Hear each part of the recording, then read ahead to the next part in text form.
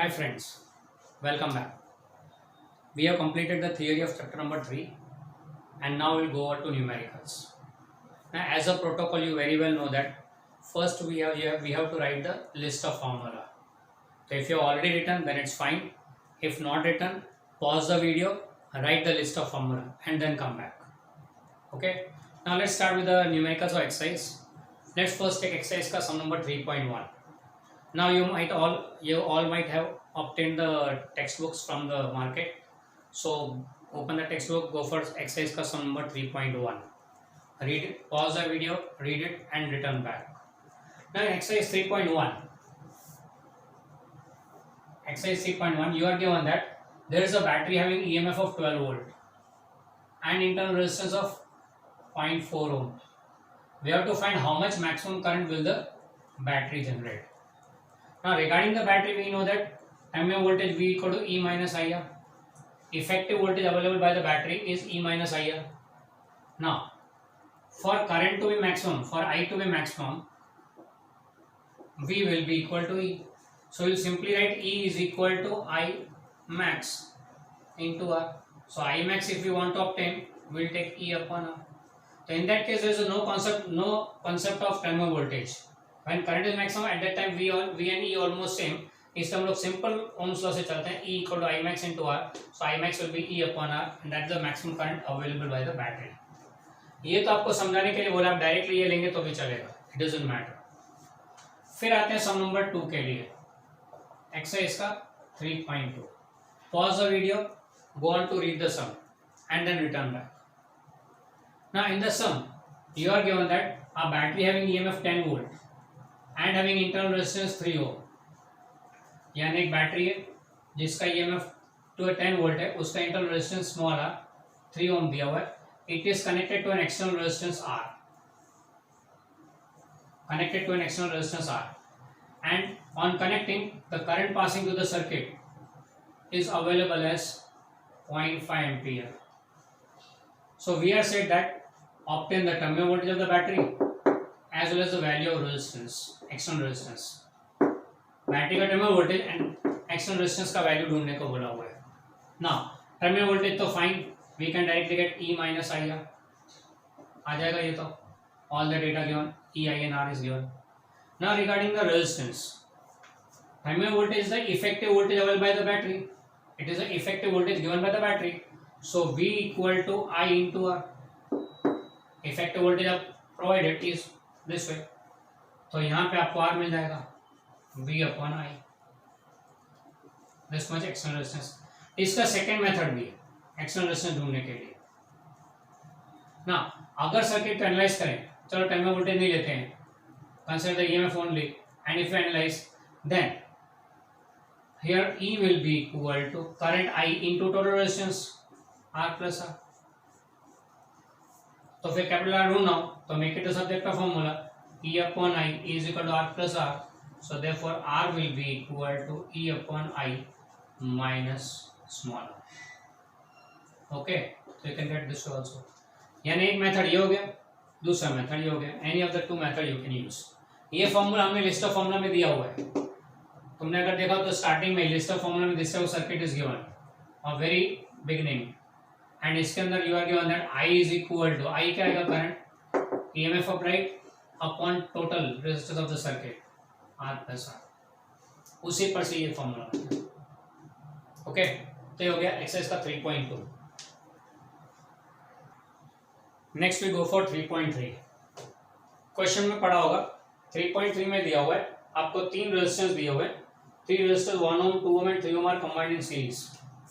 You are given R1 equal to 1 ohm, R2 equal to 2 ohm and R3 equal to 3 ohm connected in series. And हमको बोला है सबसे पहले find करो कि इफेक्टिव रेजिस्टेंस कितना है सीरीज कनेक्शन का. इफेक्टिव रेजिस्टेंस कितना है सीरीज कनेक्शन का वो फाइंड करना है. तो R S equal to series connection से R1 plus R2 plus R3, 1 plus 2 plus 3 यानी 6 हो गया, 6 हो. दूसरा इसमें बोला हुआ है क्वेश्चन में कि वी हैव टू फाइंड, दूसरा बोला कि if this whole connection is connected to a battery of 12 volt then find the potential difference across each resistor V1 V2 V3, हर एक के अक्रॉस पोटेंशियल डिफरेंस कितना होगा वो फाइंड करना है। यानी सिचुएशन ऐसा है कि तीन का series combination R1 R2 R3, इसको कनेक्ट कर दिया बैटरी के साथ, अब वोल्टेज V, एंड हमको बोला कि इन तीनों का अक्रॉस पोटेंशियल डिफरेंस फाइंड करना है। V across V1 across R1 that is V1, across R2 that is V2, and across R3 that is V3 we have to find out. Okay, तो potential difference ढूंढना होता है यार, यानी कि current कितना पास हो रहा है वो अगर ढूंढ लो तो काम हो जाएगा। अब इस सर्किट में करंट कैसे ढूंढेंगे, तो current available will be due to effective resistance will be equal to V upon R effective and RS, जो इफेक्टिव मिला हो। V दिया हुआ है 12 वोल्ट, इफेक्टिव रेजिस्टेंस 6 ओम है, तो this will get as 2 ampere. तो current passing through the circuit is 2 ampere. Now for resistance R1 potential difference V1 क्या आएगा, I into R1 by ohm's law, तो 2 इंटू रेजिस्टेंस का value 1 है, क्या हो जाएगा 2 वोल्ट। फिर बाद में for R2 similarly V2 will be equal IR2 that is 2 into 2 4 volt, and तीसरा R3 के लिए for R3 V3 will be equal IR3 2 into 3 6 volt. Okay, ये हर एक में आ गया, यानी यहाँ पे 2 वोल्ट आया, यहाँ 4 वोल्ट आया, यहाँ 6 वोल्ट आया। To cross check your answer, to verify your answer, इसका addition should be this much.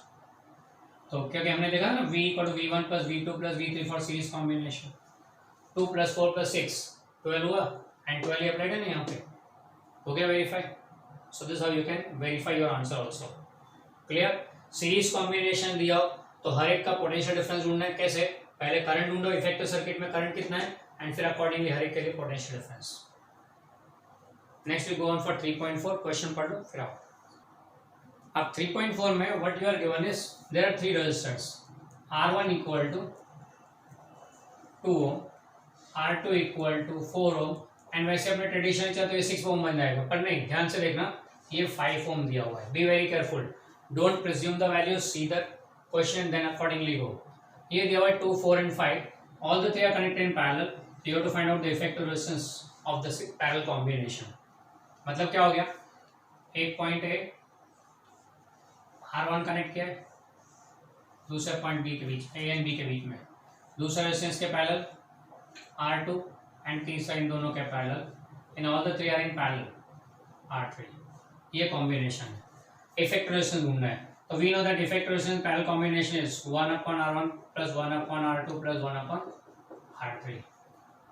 Value पढ़े तो 1 upon 2 plus 1 upon 4 plus 1 upon 5, LCM आ जाएगा 20, 10 प्लस 5 प्लस 4, तो 19/20, तो RP will be equal to 20/19 approximately 1 ohm. ये effective resistance आ गया। हाँ, इसमें दूसरा पार्ट बोला है कि part B of the sum, you are said that if the combination connected to a battery of 20 volt, then find the current passing through each resistor and the total current। यानी अगर इस combination को battery लगा दिया कितना 20 volt का, V equal to 20 volt, तो हर एक ब्रांच में कितना करंट जाएगा, I1 I2 I3, अने टोटल करंट कितना होगा वो फाइंड करना है। ओके, बैटरी का वोल्टेज 20 वोल्ट दिया है ना। पहली बात तो you can get the total current I as V upon RP, effective resistance, इसका इफेक्टिव रेजिस्टेंस लिखो तो total current, so 20 upon 1 20 ampere. Secondly, we want the current through each one. Now, as in parallel, as all the 3 are in parallel, potential difference is same. Potential difference same. यानी same V will be available for R1, same V will be applicable to R2, same potential difference V will be applicable to R3. तो सीधा सा हिसाब है, therefore V equal to I1 R1, I1 R1 equal to V, तो therefore I1 will be equal to V upon R1, V 20 upon 2 10 ampere हो गया। फिर दूसरा V equal to I2 R2. तो I2 will be equal to V upon R2, यानी 20 upon R2 कितना दिया हुआ है 4 ओम, तो दिस विल बी 5 एम्पियर। तीसरा आता है V equal to I3 R3 similarly, and that is I3 is equal to V upon R3, and that is 20 by 5 4 ampere. And total क्या हो गया I is equal to I1 plus I2 plus I3, and that makes 19 ampere. Okay, हमने कैसे directly effect लिया, क्यों? क्योंकि RP हमने rounded value लिया हुआ है। 20 by 19 रखते हैं यहाँ पे, 20 by 19, so this would be 19। Done, is it clear? Verification भी हो गया, हर एक I1 I2 I3 ढूंढ लिए, तीनों को टोटल मारो 19 और वही इफेक्टिव वैल्यू भी आ रहा है। Got it? So this how we do sum of parallel combination. यहाँ दोनों आपको मिल गए, एक तो series combination 3.3 and parallel combination 3.4। So friends, next we go on for sum number 3.5। Hope you have read the question. नहीं read किया हो तो वीडियो पॉज करो, go for reading the question. पहले क्वेश्चन बराबर पढ़ लेना, फिर आगे चलते हैं। नाउ 3.5 में आपको दिया हुआ है टेम्परेचर कोएफिशिएंट रेजिस्टेंस दिया हुआ है 1.7 into 10⁻⁻⁴ degree Celsius inverse. Temperature coefficient of resistance that is alpha is given. Then you are said that at temperature T0, reference temperature 27 Celsius है, उस पे रेजिस्टेंस R0 दिया हुआ है 100 ओम। फिर बोले कि रेजिस्टेंस 117 ओम किस टेम्परेचर पे होगा, at what temperature will get the resistance 117 ohm. जो आप तीन सम करने वाले उसमें एक ही फॉर्मूला चलेगा, RT equal to R0 1 plus alpha into T minus T0। ये फॉर्मूला है for showing the variation resistance, showing the variation resistance with temperature.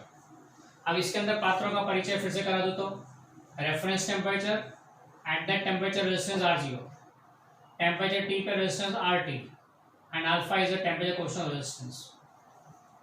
इसी फॉर्मूला पे बाकी के तीन सम करने हैं हमें। चलो, अब यहाँ पे अल्फा दिया, T0 दिया, R0 दिया, T फाइंड करना RT। Sweet and simple formula RT equal to R0 into 1 plus alpha into T minus T0। सारी वैल्यूज दी है, T ढूंढना है। आप बोलोगे सर इसको सेल्सियस से केल्विन में कन्वर्ट करना है, not required because already Celsius given. Okay, तो जरूरी नहीं है, आपका आंसर फाइनल आंसर भी सेल्सियस में ही आएगा। Clear about this? सिंप्लीफाई करो, T मिल जाएगा, this not degree Celsius. Okay, फिर नेक्स्ट वन एक्सरसाइज का 3.7। वीडियो पॉज करें, रीड द क्वेश्चन। नाउ 3.7 में क्या बोल रहे हैं? सम a silver wire has resistance of 2.1 ohm at 27 degree Celsius and a resistance of 2.7 ohm at 100 degree Celsius. Determine the temperature coefficient of resistivity of this of silver। यानी आपको दिया हुआ है कि टेम्परेचर दिया है 27.5 डिग्री सेल्सियस पे, resistance R1 is given 2.1 ohm. फिर temperature T2 equal to 100 degree Celsius पे दिया हुआ है, resistance R2 equal to 2.7 ohm. Temperature बढ़ा, रेजिस्टेंस बढ़ा है, तो बोला है कि फाइंड करो temperature coefficient of resistance. Okay, इसमें आप बोलोगे सर रेफरेंस टेम्परेचर किसको लेना है? 27 सेल्सियस। तो सर उस पर R0 नहीं दिया, जरूरत पड़ेगी तो ढूंढ लेंगे। So let's see how to do it. Formula RT equal to R0 into 1 plus alpha into T minus T0। Remember well, here reference temperature 27। कुछ नहीं दिया हो तो by default you have to take 27 Celsius. If nothing is given as a reference temperature तो by default take 27 Celsius. Now first applying the first set of data, R1 is equal to R0 into 1 plus alpha into T1 minus T0. Putting up the values, R1 is 2.1, R0 मालूम नहीं, 1 plus alpha ढूंढने का है, T1 27.5 और T0 27, तो ये दोनों का सब्ट्रैक्शन 0.5 हो गया, ये एक इक्वेशन बन गया। फिर दूसरा सेट ऑफ डेटा, तो R2 equal to R0 into 1 plus alpha into T2 minus T0. Putting up the values, 2.7 equal to R0 into 1 plus alpha into 100 minus 27. Let's say how much will be 100 minus 27? That will be 73. Okay, दो equation हो गए, equation 1, equation 2. Find करना है alpha. R0 की जरूरत नहीं है, eliminate कर दो. कैसे? Take the ratio, do 1 divide by 2. तो क्या हो जाएगा? लेफ्ट साइड पे 2.1 अपॉन 2.7, राइट साइड का R0 कैंसिल हो जाएगा, बचेगा क्या? 1 प्लस 0.5 अल्फा एंड नीचे 1 plus 73 alpha. I think you will be able to proceed and get the value of alpha. Okay, clear? ये एक मेथड हो गया. इसका एक और मेथड भी है. Let's do the second method. ये sweet and simple logical method based on the formula. अब सेकंड मेथड क्या बोलते हैं? ये नहीं है आपके पास तो चिंता नहीं है. चेंजिंग टेम्परेचर कितना हुआ तो डेल्टा टी ले लो, 100 T2 माइनस T1, ये डेल्टा टी हो गया. फिर delta R2 minus R1 and R0 लेने का इनिशियल वाला R1. ओके, यानी R1 से इतना चेंज हुआ क्योंकि टेम्परेचर में इतना चेंज हुआ है. And alpha is obtained as, याद करें classical definition, 1 upon R0 into delta R by delta T. Definition of TCM में हमने ये पढ़ा था कि temperature resistance given as changing resistance upon changing temperature with respect to original resistance. Original कौन सा लेने का? R1. ये वाला वैल्यू पुट अप कर दो. डेल्टा यहाँ पे है, डेल्टा टी यहाँ, डेल्टा आर है, डेल्टा टी है, R0 पे R1 लेना. तो यू कैन गेट दिस. ये दूसरा तरीका हो गया, पर ये फॉर्मूला बुक में नहीं दिया. It is not advisable to go by this method, but is go by this method, क्योंकि ये नॉर्मली 3 मार्क का सम होगा एंड 3 मार्क के सम में you will have to show steps, almost 2 page भरने. This will be more better. Advisable ये, कुछ ना याद है तो you can go by this also. अगर ये एमसीक्यू में पूछा है तो डेफिनेटली शॉर्टकट में ऐसे ही जा सकते हो. ओके, तो ये पूरे सम का कंडेंस फॉर्म में आ गया. That's sum number 3.7. Clear about this?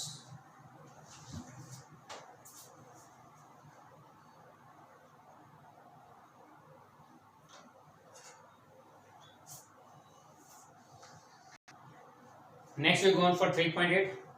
अब 3.8 is also based on same formula. चलो देखते हैं उसमें क्या वेरिएशन है. फॉर्मूला एक ही है, दो मेथड तो हमने देख लिए, दो सम तो देख लिया. तीसरे सम के लिए चलते हैं. The sum read something like this. ये मैं इसलिए खास रीड कर रहा हूँ अभी. A heating element using nichrome connected to a 230 volt supply draws an initial current of 3.2 ampere which settles after a few seconds to a steady value of 2.8 ampere. What is the steady temperature of heating element if the room temperature is 27 Celsius? TCR is given. ना आपको दिया हुआ है, पहले TCR दिया alpha 1.7 into 10 raise to -4 degree Celsius inverse. बोला battery में voltage apply किया 230 वोल्ट. अब जब रेफरेंस टेम्परेचर यानी रूम टेम्परेचर 27 सेल्सियस था, तब करंट कितना मिला सर्किट में? करंट मिल रहा है 3.2 एम्पियर. एंड किस टेम्परेचर पे करंट मिलेगा? 2.8 एम्पियर. ये पूछा है. अरे यार, रेजिस्टेंस का फॉर्मूला TCR टेम्परेचर रेजिस्टेंस दिया हुआ है, तो करंट लेने का क्या मतलब है? कम ऑन यार, it's very simple. You have to first get the resistance using VMI. तो पहले resistance R0 V upon I1, V divide by I1, that gives R0 reference temperature पे, and RT will be equal to V upon I2. हो गया ना वही सम वापस से जो हमने किया था 3.5 सेम टू सेम हो गया था. क्लियर? 3.5 जैसे हो गया. टेम्परेचर फाइंड करना है, ये रेजिस्टेंस हो गया. Clear? Formula RT equal to R0 into 1 plus alpha into T minus T0. Okay, ये दिया, ये दिया, ये दिया हुआ, ये भी दिया हुआ, फाइंड करना है इसको. हाँ, फर्क खाली इतना ही था, resistance was not directly given to you, you are given voltage and the current. तो हम सो helps V equal to IR से R मिल जाएगा V अपन I. क्लियर? तो ये सीरीज में 3 सम्स थे सेम फॉर्मूला को लेके. बराबर. चलो एक छोटा सा सम कर लेते हैं 3.6 जो बीच में हमने छोड़ा हुआ है. No no, it's not connected to this one. 3.6 में दिया हुआ है length of the wire 15 metre, उसका एरिया ऑफ क्रॉस सेक्शन दिया 6 × 10⁻⁻⁷ metre square and resistance of the wire is given 5 ohm. बोला है find the resistivity of the material of the wire. अब resistivity का तो डायरेक्ट फॉर्मूला है हमारे पास, सॉरी रेजिस्टेंस के फॉर्मूला पर चलते हैं, R = ρl/A, तो therefore ρ will be equal to R × A/L। काम खत्म, दिस मच ओम इनटू मीटर, ये हो गया 3.6।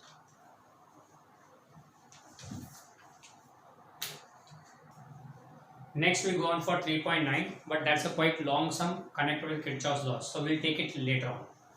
Let's move on to 3.10.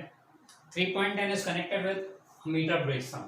अब मीटर ब्रिज को याद करें तो 3 टर्मिनल्स A B C, फिर फर्स्ट गैप, लेफ्ट साइड के गैप में रेजिस्टेंस R1, राइट साइड के गैप में R2, and then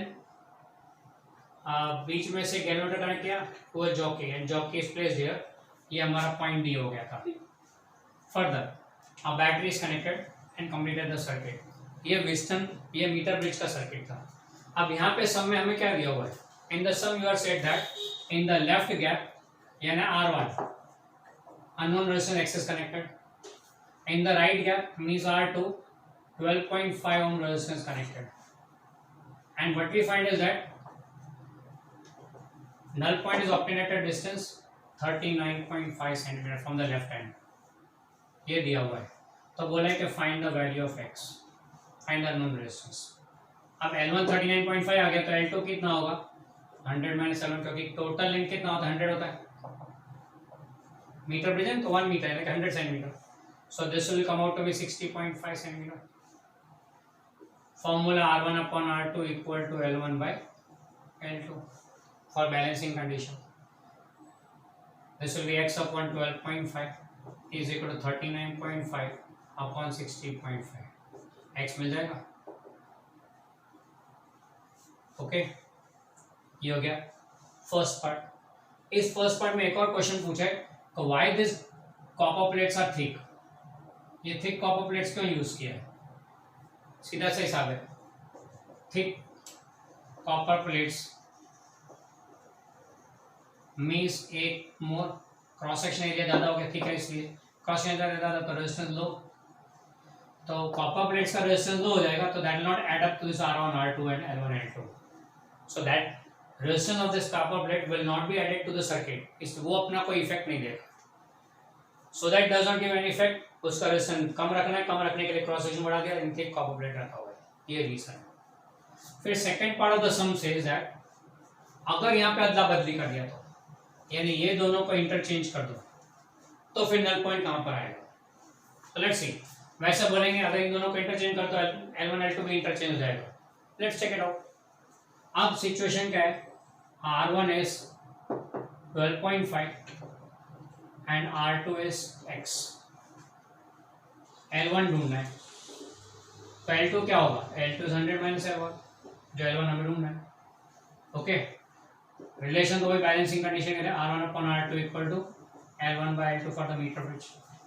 putting up the values 12.5 upon x, x हमने ढूंढ लिया ना यहाँ पे, तो आ जाएगा ना दिस मच ओम, ये अननोन नहीं है वो हमारे लिए, दिस इक्वल टू L1, ये अननोन है, अपॉन 100 - L1 हो गया, एक ही वेरिएबल सिंगल वेरिएबल, सिंप्लीफाई करके L1 का, दैट्स ऑल। ये हो गया बैलेंसिंग पॉइंट का position. That completes sum number 3.10.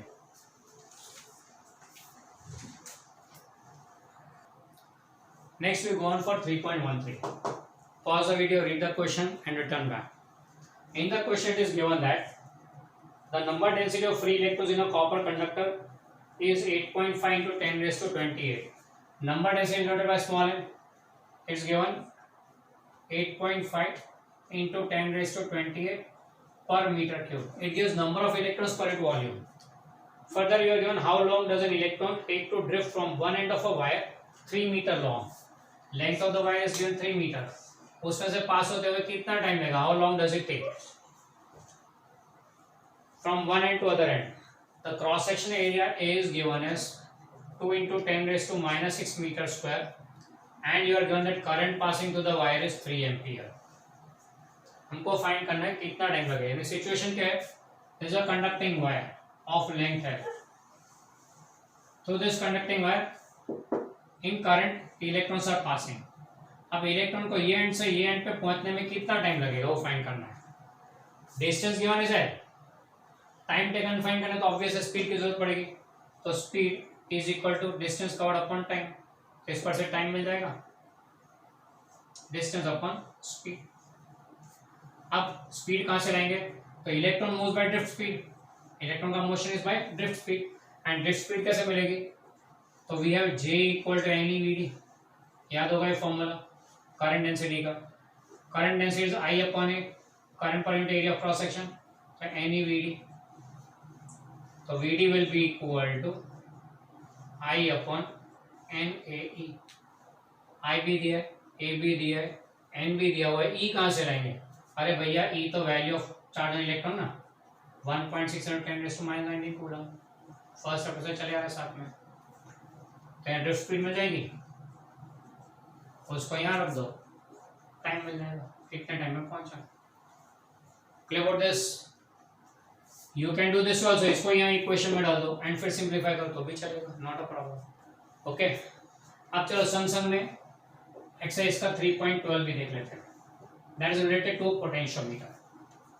अब 3.12 में बोला हुआ है इन अ potentiometer arrangement, a cell of EMF to 1.25 volt gives a balance point of 35 cm length of the wire. If the cell is replaced by another cell and the balance point shifts to 63, यानी पहले balancing point मेरा 35 centimetre, तब battery कौन सा लगाया था? 1.25 volt का, पर अब शिफ्ट होके ये गया 63 सेंटीमीटर. तो नई दूसरी बैटरी का ईएमएफ कितना होगा? ये तो कंपैरिजन ऑफ ईएमएफ है potentiometer. E1 upon E2 equal to L1 by L2. Comparison of EMF था ना पोटेंशियोमीटर में, उसका एप्लीकेशन वही है. तो 3 क्वांटिटीज दी, ये चौथी फाइंड करनी है, मिल जाएगा. That's regarding 3.12. Now let's go on for exercise का 3.11. क्वेश्चन पढ़ लो. क्वेश्चन में कुछ ऐसा दिया हुआ है कि a storage battery of EMF 8 volt and internal resistance 0.5 ohm is being charged by a 120 volt DC supply using a series resistor of 15.5 ohm. What is the terminal voltage of the battery during charging? What is the purpose of having series resistor in the charging circuit? अब ये जो सम है वो ऐसे topic के साथ connected जो हम लोग पढ़ाई में नहीं ले रहे हैं, ये बुक में नहीं दिया हुआ है. जो charging of a battery cell using external battery, यहाँ पे आपको क्या दिया हुआ है कि cell is to be charge. ये एक सेल है जिसको चार्ज करना है यूजिंग एन एक्सटर्नल सप्लाई.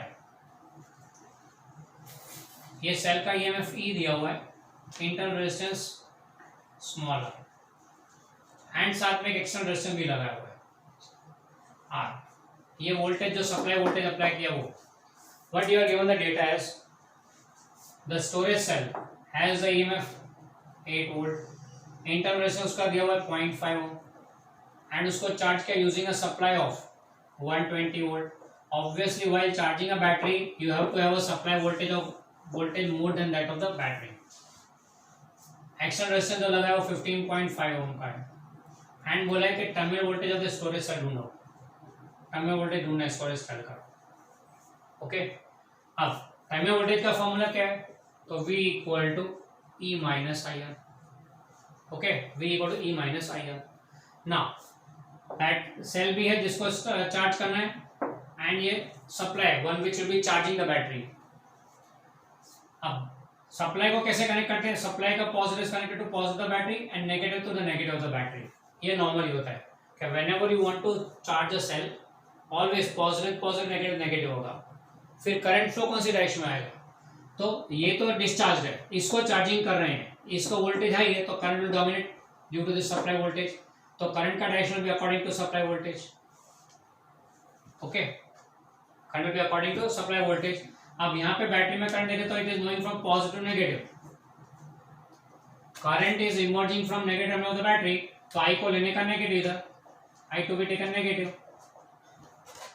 ये आई को यहाँ पे नेगेटिव लेना पड़ेगा बैटरी के लिए. आई को नेगेटिव लेंगे तो फॉर्मूला क्या बन जाएगा? E plus I R, because I is negative. अब ई दिया हुआ है, आर भी है, ईएमएफ भी है, सेल का इंटरनल भी है, करंट पासिंग थ्रू सर्किट चाहिए. करंट कहाँ से आएगा? तो current I is equal to voltage ये एंड ये दोनों ऑपोजिंग कंडीशन में है, तो effective voltage V minus E upon total resistance R plus R। ये हो गया current which charges the battery and hence it is called charging current. इसको चार्जिंग करंट बोलते हैं। As it is charging the battery it's called charging current. ये charging current का value क्या जाएगा 120 माइनस 8 अपॉन R 0.5 प्लस 15.5। ये हो गया 102 अपॉन 20। चार्जिंग करंट आ गया, उसको यहाँ डाल दो, you will get the terminal voltage. Okay, अब क्वेश्चन है ये एक्सटर्नल रेजिस्टेंस क्यों लगाया, डायरेक्टली चार्जिंग करते तो। अच्छा, अब इसी में इसमें करंट का वैल्यू कितना था, चलो चेक कर लेते हैं। 10.2 का आधा 5.1 एम्पियर आ रहा है, 5.1 एम्पियर करंट आ रहा है। मान लो ये एक्सटर्नल रेजिस्टेंस नहीं होता तो what would happen if this external resistance would not have been there, तो ये हो जाता 102 upon 0.5 210 ampere. Imagine the amount of current. 5 ampere भी हमारे लिए बहुत ज़्यादा है। हमारे घर पे नॉर्मल सप्लाई 1.5 एम्पियर का होता है।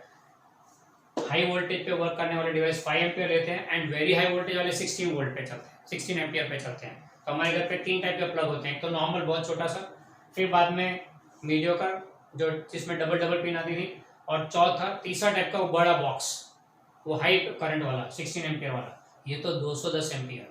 Imagine what will happen to the cell, पूरा जल के राख हो जाएगा। इस in order to limit the charging current, इसको कंट्रोल में करने के लिए एन एक्सटर्नल रेजिस्टेंस प्लेस, इसको इसीलिए लगाया। अगर ये ना लगाते तो current charging current be very high and damage the cell, इसलिए इसको लगाना पड़ता है।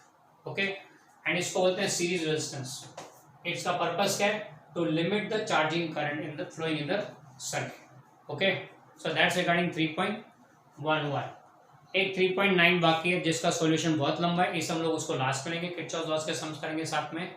यहाँ पे एक्सरसाइज के सम्स खत्म हुए, प्रैक्टिस इट।